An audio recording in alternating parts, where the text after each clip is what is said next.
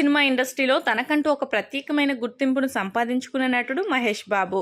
ఇక తనదైన రీతిలో సినిమాలు చేసి మంచి గుర్తింపును సంపాదించుకున్న దర్శకుడు రాజమౌళి.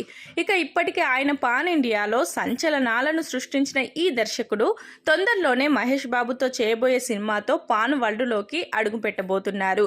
ఇక అక్కడ తనకంటూ ఒక ప్రత్యేకమైన ఇమేజ్ను అయితే ఏర్పాటు చేసుకునే ప్రయత్నంలో ఉన్నారు.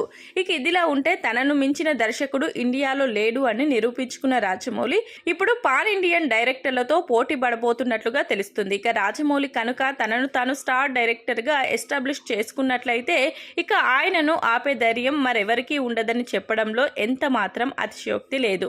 ఇక మొత్తానికైతే రాజమౌళి మహేష్ బాబు సినిమాతో ఒక కొత్త ప్లాన్ వేసినట్లుగా తెలుస్తుంది. అయితే ఈ సినిమాను పాన్ వరల్డ్లో రిలీజ్ చేయడానికి గల ముఖ్య కారణం ఏంటి అంటే ఇండియాలో అయితే కలెక్షన్లు చాలా తక్కువ వస్తాయి.